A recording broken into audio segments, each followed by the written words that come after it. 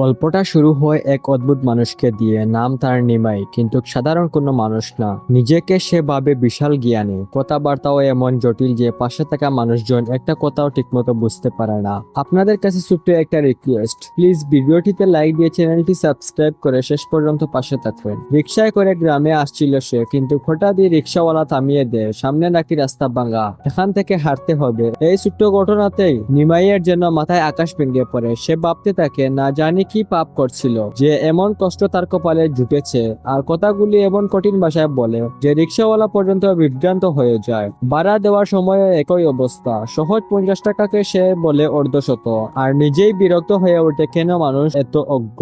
এরপর শুরু হয় তার গ্রামের ভিতরের হাঁটা, আর এখানেই আসল মজাটা শুরু। একজন কৃষকের সাথে কথা বলতে গিয়ে একই সমস্যা। নিমাই যা বলছে কৃষক তার উল্টো বুঝছে, মনোভাব আর অভাব নিয়ে এমন গুছিয়ে ফেলে যে নিমাই একবারে হতাশ হয়ে পড়ে। তার মনে হয় সে যেন কোনো অজ্ঞান লোকের গ্রামে এসে পড়েছে। কিন্তু এখানেই শেষ না, সে খুঁজছে তার ছোটবেলার বন্ধু খোকনকে। কিন্তু সমস্যা হলো এই গ্রামে খোকন আছে 3 জন, একজন ব্যবসায়ী, একজন বেকার, আর একজন মাত্র 7 মাসের শিশু। অবশেষে ডাকনাম লেদু বলার পর রহস্যের সমাধান হয়, আর সে পৌঁছে যায় তার আসল বন্ধুর বাড়িতে। এদিকে আমরা দেখি গ্রামের আরেক চরিত্র গণি। সে একজন সাধারণ মেকানিক, নিজের কাজ নিয়েই ব্যস্ত, কিন্তু তার কথাবার্তা, জীবনযাপন সবকিছুতে একটা বাস্তব বুদ্ধি লুকিয়ে আছে। স্ত্রী, সন্তানের সাথে তার সাধারণ কিন্তু বাস্তব জীবনটা চলতে থাকে স্বাভাবিক ছন্দে। অন্যদিকে লেদু আর তার বন্ধুদের আড্ডায় চলছে তাস খেলা আর হাসি ঠাট্টা। সেখানে উঠে আসে গনির নাম, যাকে তারা নিজেদের শত্রু মনে করে, কারণ গনি নাকি তাদের বারবার হারিয়ে দেয়, অপদস্থ করে। আর তখনই তাদের মাথায় আসে এক দারুণ প্ল্যান। যখন তারা জানতে পারে নিমাই নিজেকে বিশাল জ্ঞানী ভাবে, তখনই তারা ঠিক করে এই নিমাইকে ব্যবহার করে গনিকে হারাবে। নিমাইও কম যায় না, নিজের জ্ঞান নিয়ে সে এতটাই আত্মবিশ্বাসী যে চ্যালেঞ্জ শুনেই রাজি হয়ে যায়। তার কাছে এটা নাকি মশা মারার মতো সহজ। এরপর তারা সরাসরি চলে যায় গনির গ্যারেজে। প্রথম দেখাতে নিমাই গনিকে তুচ্ছ করে, তার পোশাক দেখে তাকে অজ্ঞত ভেবে বসে, কিন্তু গনির এক কথায় সে থমকে যায়। পোশাক দিয়ে যদি জ্ঞান মাপা যেত তাহলে মানুষ না, কাপড়ই হতো জ্ঞানী। এই এক কথাতেই যেন খেলা ঘুরে যেতে শুরু করে। তবুও নিমাই থামে না, সে চ্যালেঞ্জ ছুড়ে দেয়, জ্ঞানের লড়াই হবে। কিন্তু গনি একদম অন্যভাবে খেলা শুরু করে। সে বলে, প্রথমে বাইকের চাকা খুলে দেখাও। এত বড় জ্ঞানী নিমাই কিন্তু একটা বাইকের চাকাও খুলতে পারে না, আর গনি সহজেই প্রমাণ করে দেয় যে সে পারে। এভাবেই গনি সরাসরি বলে, তাহলে জিতেছি আমি বেশি জ্ঞানী। কিন্তু নিমাই মানতে নারাজ। তার মতে এটা কোনো জ্ঞানের লড়াই না। এখন প্রশ্ন হলো, আসলে জ্ঞান কাকে বলে, বইয়ের ভাষায় নাকি বাস্তব জীবনের দক্ষতায়? গনির মুখে তখন একটা কথা, এই দুনিয়ার সবাই সব কিছু পারে না, যে যেটা পারে সে সেই জায়গাতে জ্ঞানী। তার যুক্তিটা খুব সহজ কিন্তু ভীষণ গভীর। সে যেমন বাইক ঠিক করতে পারে তাই সে ওই জায়গায় জ্ঞানী, আর নিমাই অন্য কিছু পারে সেখানে সে জ্ঞানী। মানে নিজের জায়গায় সবাই জ্ঞানী। কিন্তু এই সহজ কথাটাও নিমাই বা লেদুর দল সহজে মেনে নিতে নারাজ। লেদু জোর করে বলে, না, সত্যিকারের একটা জ্ঞানের লড়াই হতেই হবে। গনিয়ে শেষ পর্যন্ত রাজি হয়, তবে তার কাজের চাপে তখনই কিছু করতে পারে না। আর এই সুযোগেই নিমাই একটু ফুচা দিয়ে চলে যায়, যেন গনির সাহস নেই। গনি শুধু হেসে বলে, বুগাস। কিন্তু এখানে গল্প থেমে থাকে না। গনি যখন বাসায় ফিরে তখন দেখা যায় তার আরেকটা দিক। ছেলে তপুর সাথে তার কথাবার্তা। তপু পড়াশোনা না করে গবেষণা করছে আলো আর অন্ধকার নিয়ে। তার অদ্ভুত সব তত্ত্ব, যেখানে আলোতেও শব্দ আছে, অন্ধকারেও শব্দ আছে। গনি মজা পেলেও বুঝিয়ে দেয়, এই গবেষণা যদি পড়াশোনায় লাগাতো তাহলে হয়তো কিছু হতো। এই বাবা ছেলের কথোপকথন যেন হাসির আড়ালে এক বাস্তব চিত্র তুলে ধরে। এরপর আসে গনির সংসারের আরেকটা মজার মুহূর্ত, তার স্ত্রী লাইলার সাথে কথাবার্তা। ছোট্ট একটা প্রশ্ন, আমাদের মধ্যে বেকুফ কে? আর গনি এমন ভাবে উত্তর দেয় যেখানে সে বলে নিজেকে বাঁচিয়ে ফেলে, আবার বিপদেও পড়ে। কিন্তু হাসির মাঝেই একটা সিরিয়াস বিষয় সামনে আসে। গনি প্রথমবারের মতো একটু চিন্তিত হয়ে পড়ে, কারণ সে শুনেছে নিমাই নামে ওই লোকটা নাকি সত্যি বড় জ্ঞানী, আর সে নাকি গনির সাথে লড়াই করতে চায়। গনির বইটা আসলে অন্য জায়গায়। লোকটার আচরণে ঠিক স্বাভাবিক মনে হচ্ছে না, তার ভেতরে কিছু একটা গুলমাল আছে যা গনিকে ভাবিয়ে তুলছে। তবুও বাইরের দুনিয়া সে আগের মতোই স্বাভাবিক। রাতে গ্যারেজে কাজ করতে করতেই আবার হাসি ঠাট্টা শুরু। টুটুলকে সে জীবন শিক্ষা দেয় বিয়ে না করার। নিজের জীবনের অভিজ্ঞতা দিয়ে বলে, বউকে টাকা ধার দিলে আর ফেরত পাওয়া যায় না। আর টুটুল যখন বলে সে নাকি 3টা বিয়ে করবে, তখন গনি জবাবটা একদম বাস্তব আর হাস্যকর, 3টা বউ মিলে তার জীবন শেষ করে দেবে। সবকিছু যেন হালকা আর মজার, কিন্তু ভেতরে ভেতরে একটা বড় কিছু জমে উঠেছে। একদিকে নিমাই নিজেকে জ্ঞানী প্রমাণ করতে মরিয়া, অন্যদিকে গনি বাস্তব জীবনের জ্ঞান নিয়ে দাঁড়িয়ে আছে। এই দুই বিপরীত জগতের সংঘর্ষ এখন শুধু সময়ের অপেক্ষা। আর যখন সেই জ্ঞানের লড়াই শুরু হবে তখনই আসলে বোঝা যাবে কোন জ্ঞান বেশি শক্তিশালী। পরের দিন শুরু হয় আসল খেলা। নিমাই আবার হাজির গণির গেড়েছে, এবার আরো বেশি আত্মবিশ্বাস নিয়ে। কথা শুরু করে সে গণিকে খোঁচা দিতে থাকে, বলে এত প্রশংসা শুনেও তার জ্ঞানের কোনো প্রমাণ তো চোখে পড়লো না। গণি কিন্তু এবার অন্যভাবে জবাব দেয়। হঠাৎ করে সে অদ্ভুত এক ভাষায় কথা বলতে শুরু করে, পুরোপুরি অজানা অচেনা। নিমাই একদম থমকে যায়, এত বড় জ্ঞানী হয়েও সে বুঝতেই পারে না এটা কি ভাষা। গণিত তখন শান্তভাবে বলে, এইটা চাইনিজ। এই এক মুহূর্তে খেলার দিক ঘুরে যায়। গণি পরিষ্কার জানিয়ে দেয়, নিমাই যতবার কঠিন ভাষায় কথা বলবে সে ততবার চাইনিজ ভাষায় জবাব দেবে।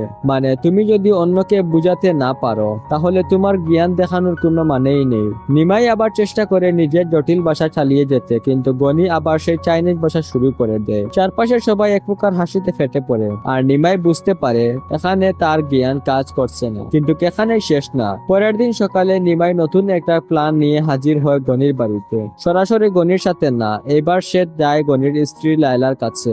ভাবনাটা খুব সোজা, যদি গনিকে সরাসরি হারানো না যায় তাহলে ভুল পথে কাজ করতে হবে। লাইলার সাথে কথা বললেও সে নিজের সেই জটিল ভাষা আর অহংকার দেখাতে থাকে। শেষ পর্যন্ত সরাসরি বলে বসে গনিকে বলে দিতে হবে সে যেন হার মেনে নেয় এবং নিমাইয়ের কাছে ক্ষমা চায়। কিন্তু লাইলা এত সহজে ধরা দেয় না। সে পরিষ্কার জানিয়ে দেয় এই কথা গনি কখনোই মানবে না, বরং নিজে গিয়ে বলুক। ঠিক তখনই সামনে আসে তপু, ছোট্ট গনির ছেলে। তপু নিজেকে পরিচয় দেয় জ্ঞানী বাপের জ্ঞানী ছেলে। নিমাই ভাবে এই সুযোগটাই কাজে লাগাতে হবে। যদি ছেলেকে দিয়ে বাবাকে বোঝানো যায় তাহলে কাজ সহজ। কিন্তু তপুও তখন কম চালাক ছিল না। সে সরাসরি বলে এই কাজ ফ্রি করা যাবে না, টাকা লাগবে। নিমাই একটু ভেবে নিজের জ্ঞানী বাপ ধরে রেখে তাকে 20 টাকা দিয়ে দেয়, যেন সে বাবাকে বুঝিয়ে বলে। আর ঠিক তখনই ঘটে আসল ঘটনা। তপু টাকা নিয়ে দৌড় দেয়। লাইলা তখন হেসে বলে এই 20 টাকা আপনি জলে ফেলে দিলেন, আমার ছেলে জীবনেও তার বাবাকে এই কথা বলবে না।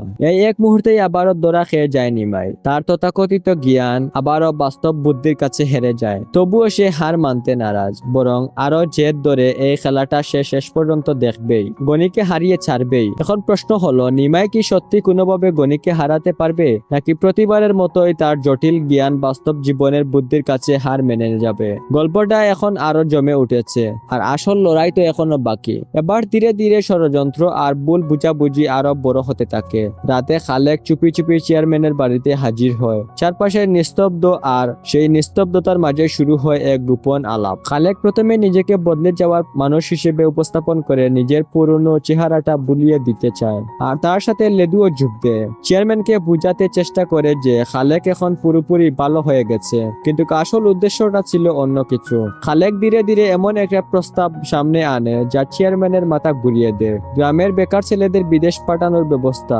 চেয়ারম্যান প্রথমে সন্দেহ করলেও ধীরে ধীরে লোভ আর দায়িত্ববোধ মিলে সিদ্ধান্তের দিকে বুকে যায়। পরদিন সকালে গ্রামবাসীর সামনে দাঁড়িয়ে নিমাই নিজের জ্ঞান অভিজ্ঞতার গল্প এমনভাবে বলতে শুরু করে যে সে যেন পৃথিবীর সব বড় বড় বিশ্ববিদ্যালয়ের শিক্ষক। শান্তিনিকেতন থেকে হার্ভার্ড, অক্সফোর্ড সব জায়গায় তার বিচরণ। তার কথা যত বাড়তে থাকে গ্রামবাসীর চোখ তত বড় বড় হতে থাকে। আর সবচেয়ে বড় ধাক্কাটা আসে যখন সে ঘোষণা দেয় এই গ্রামের সব মেধাবী শিক্ষার্থীদের জন্য লন্ডনে স্কলারশিপের ব্যবস্থা করে ফেলেছে। কোনো প্রশ্ন নেই, কোনো যাচাই নেই, শুধু বিশাল বড় বড় কথা। গ্রামবাসী একে একে তার প্রশংসায় বেসে যায়, আর নিমাই যেন মুহূর্তেই হয়ে ওঠে মুক্তির দূত। কিন্তু এই স্বপ্নের আড়ালে সত্যটা ছিল একবারেই আলাদা। গণি তখন চুপ করে সবকিছু দেখছে। তার ভেতরের সন্দেহ আরো বাড়ছে। খালেকের অতীত, নিমাইয়ের আচরণ, সবকিছু মিলিয়ে তার মনে হচ্ছে এখানে কিছু একটা ভয়ঙ্কর গড়বড় আছে। সে চেয়ারম্যানকে সাবধান করার চেষ্টা করে, কিন্তু চেয়ারম্যান তখন আবেগে বেসে গেছে। তার কাছে খালেক এখন একজন উপকারী মানুষ, আর নিমাই হচ্ছে গ্রামের গর্ব। গণি যখনই যুক্তি দেয় চেয়ারম্যান ততই তাকে থামিয়ে দেয়। নিজে না পারলে অন্যের ভালো কাজের বাধা হয় না। এই কথাটাই যেন গণির জন্য শেষ ধাক্কা। সে বুঝে যায় এখন শুধু কথা বলে কিছু হবে না। চেয়ারম্যান তার সিদ্ধান্তে অনড়, আর গ্রামবাসীও স্বপ্নের জালে জড়িয়ে গেছে। গণি শুধু একটাই কথা বলে, ঠিক আছে চাচা, আপনি যেটা ভালো মনে করেন। কিন্তু পরের দিন কিছু হয়, দায় আপনার। আর সেখান থেকে শুরু হয় আসল টান টান পরিস্থিতি। কারণ যে বিদেশে পড়ার স্বপ্ন সবাই দেখছে, তার পেছনে লুকিয়ে আছে এক অজানা সত্য। আর গণি এবার চুপ করে থাকবে না, সে সত্যটা বের করবেই। খালেক আর নিমাইয়ের পরিকল্পনা তখন এক একবারে চূড়ান্ত পর্যায়ে পৌঁছে যায়। তারা গ্রামের ছেলেদের একে একে জড়ো করে কাগজপত্র সংগ্রহ করে, এনআইডি সার্টিফিকেট আর পাসপোর্ট সাইজ ছবি। বাইরে থেকে দেখে মনে হচ্ছে সত্যি সে যেন পড়াশোনার জন্য সুবর্ণ সুযোগ তৈরি করে দিচ্ছে। নিমাই তখন নিজের সেই জটিল ভাষায় আবার শুরু করে, নিজেকে এতটাই মহান দেখায় যে মনে হয় সেই যেন এই স্কিমের মূল হুতা। আর খালেকও সবাইকে বুঝিয়ে দেয় সব ঠিক আছে, শুধু ফর্ম ফিল আপ আর রেজিস্ট্রেশন ফি প্রদান করতে হবে। কিন্তু ঠিক তখনই শুরু হয় আসল খেলা। নিমাই হঠাৎ বলে বসে লন্ডনের বিশ্ববিদ্যালয়ে নিমাই অনুযায়ী প্রত্যেককে নিজ খরচে রেজিস্ট্রেশন ফি দিয়ে, কারণ বিদেশের নিয়ম আলাদা। এই এক কথায় গ্রামবাসীর মধ্যে শুরু হয় ফিস। 25,000 টাকা শুনে সবাই থমকে যায়। খালেক নাটক করে বলে এরা গরিব মানুষ। নিমাই আরো এক ধাপ এগিয়ে যায়, বলে সে নিজে কিছু টাকা সাহায্য করবে কিন্তু বাকি টাকা সবাইকে দিতে হবে। এই মুহূর্তে গ্রামবাসীর চোখে সে যেন সত্যি এক উদারতা। সবাই একসাথে তাকে ধন্যবাদ জানাতে থাকে, নিমাই দাদা বলে পুরো জায়গা মুখ ফর হয়ে ওঠে। কিন্তু এই হাসি আনন্দের আড়ালেই অন্য এক চিন্তা শুরু হয়। গনি আর লায়লা দুজনে দূর থেকে সবকিছু লক্ষ্য করছে। গনির মনে শুরু থেকেই সন্দেহ ছিল, আর এখন সেটা আরো শক্ত হয়ে উঠেছে। খালেক আর নিমাইয়ের এই হঠাৎ মহৎ কাজ আর গ্রামের ছেলেদের উত্তেজনা সবকিছু তার কাছে অস্বাভাবিক মনে হচ্ছে। সে লায়লাকে বলে এই দুজনের মধ্যে কিছু একটা গোলমাল আছে। লায়লাও স্বীকার করে সেও বিষয়টা খেয়াল করেছে। গনি বুঝতে পারে এটা আর শুধু সন্দেহের বিষয় না, এটা এখন নিয়ন্ত্রণের বাইরে যাওয়ার পথ আছে। তবুও লায়লা তাকে সাবধান থাকতে বলে, কারণ গনি এই গ্রামেরই মানুষ, তাই তার দায়িত্ব আরো বেশি। কিন্তু গনি এখন আর শুধু দেখে থাকতে চায় না। সে বুঝে যায় খালেক আর নিমাইয়ের আসল উদ্দেশ্য যদি সময় মতো থামানো না যায় তাহলে পুরো গ্রাম বিপদে পড়বে। এদিকে গল্পটা আরো একটা নতুন দিক নেয়। তপুর অদ্ভুত কথাবার্তা আর বাস্তবতা নিয়ে গনির হতাশা আর পরিবারের ভেতরে টেনশন সবকিছু মিলে পরিবেশ আরো ভারী হয়ে ওঠে। আর ঠিক তখনই গনির মনে একটা প্রশ্ন ঘুরতে থাকে, নিমাই আসলে কে? আর এই লন্ডন প্ল্যানের পেছনে সত্যটা কি? এই প্রশ্নের উত্তর এখন পুরো গল্পের মোড় ঘুরিয়ে দেয়।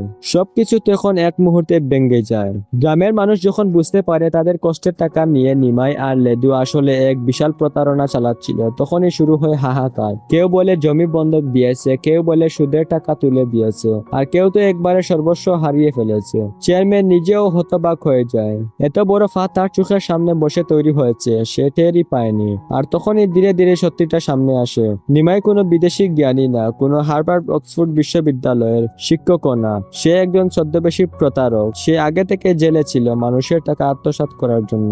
লায়লা একটা কথাই তখন পুরো গ্রাম নাড়িয়ে দেয়। পোশাক দেখে কাউকে জ্ঞানী মনে করলে সে জ্ঞানী নয়। ঠিক এই জায়গাতেই ভেঙে যায় নিমাইয়ের পুরো নাটকীয় রাজত্ব। গনি তখন সামনে এসে দাঁড়ায়। সে আগে থেকে সন্দেহ করছিল, তাই পুলিশকে আগে থেকে জানিয়ে রেখেছিল। আর সেই কারণে সময় মতো ধরা পড়ে যায় এই পুরো প্রতারণা চক্র। পুলিশ জানায় নিমাই আসলে একজন পেশাদার প্রতারক। আগেও জেলে ছিল আর বের হয়ে আবার নতুন ছদ্মবেশে মানুষকে ঠকাচ্ছিল। গ্রামবাসী তখন একদিকে স্বস্তি পায়, অন্যদিকে লজ্জায় মাথা নিচু করে ফেলে। যারা একসময় নিমাইকে নিমাই দাদা বলে স্বপ্ন দেখছিল তারাই এখন সত্যিটা বুঝে স্তব্ধ। খালেক আর লেদু ক্ষমা চাইতে থাকে, কারণ তারাও ভুল বিশ্বাসের ফাঁদে পড়ে গিয়েছিল।